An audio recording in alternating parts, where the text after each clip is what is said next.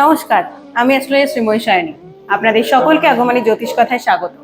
আমি কিন্তু এর আগে আপনাদেরকে আমি নিজেই কর্মসূত্রে বা ভ্রমণ সূত্রে যতগুলো সতীপীঠে দর্শন করেছি, আমি কিন্তু চেষ্টা করেছিলাম আপনাদেরকেও সেখানে নিয়ে যাওয়ার এবং আমার সাথে সাথে আপনাদেরকেও সেখানের কিছু মাহাত্ম্য বলার, মায়ের সম্পর্কে কিছু কথা বলার। আজকে কিন্তু আমি বর্তমানে দাঁড়িয়ে রয়েছি বক্রেশ্বর মন্দিরে। বক্রেশ্বর মন্দির যেমন আমরা একদিকে মহাদেবের নামে চিনি, অন্যদিকে কিন্তু এটি মায়ের একটা সতীপীঠও। দেখবেন আমরা কিন্তু সর্ব সতীপীঠে মায়ের কিন্তু মেনলি কালী রূপের পুজোয় কিন্তু আমরা দেখতে পাই। কিন্তু এখানে মেন বিষয়, আপনারা যদি একটু ভালো করে আমার পিছনে যে মায়ের মূর্তি রয়েছে যদি দেখেন, এখানে কিন্তু মা সিংহবাহিনী রূপে পূজিত হন। মায়ের কিন্তু এখানে কালী মূর্তি নয়। এখানে মায়ের কালী মূর্তি নয় কেন, সেটা আপনাদের মনে একটা প্রশ্ন আসতে পারে। সবার প্রথমে বলি, এখানে মায়ের কালী মূর্তি না হয়ে সিংহবাহিনী হওয়ার একটা বড় কারণ কিন্তু বাবা স্বয়ং নিজে। যেহেতু এখানে বাবা প্রথম প্রতিষ্ঠিত হয়েছিলেন, সেই হিসাবে তারপরে মায়ের যেহেতু এখানে অঙ্গ পড়ে, সেই ক্ষেত্রে কিন্তু মা এখানে সিংহবাহিনী রূপে পূজিত হতে শুরু করেন।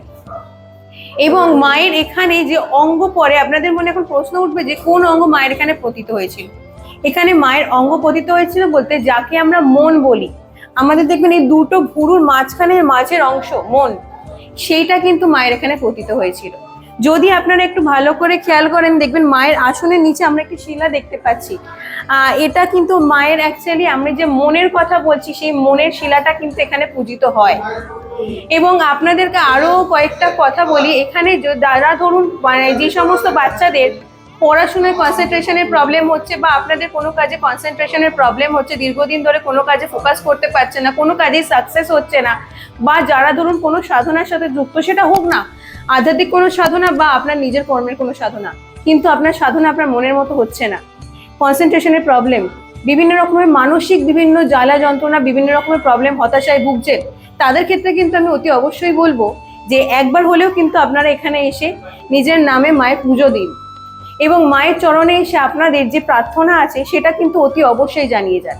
দেখুন, আপনাদের মনস্কামনা পূরণ হবেই, হতে বাধ্য। তার কারণ ওই যে বললাম, মায়ের কিন্তু এখানে মন পতিত হয়েছিলেন, যার জন্য এখান থেকে কিন্তু আমাদের মনকে কন্ট্রোল করা খুব সহজ একটা প্রসেস কিন্তু মা আমাদের এখানে দেয়। তাই অতি অবশ্যই একবার এখানে আসুন, মায়ের পুজো দিন, মায়ের দর্শন করুন। দেখবেন মন পড়ে কিন্তু আপনারা যখন পুজো দেবেন, মনেও অনেক মানসিক শান্তি পাবেন। নমস্কার, সকলে খুব ভালো থাকুন, দেখা হবে নেক্সট।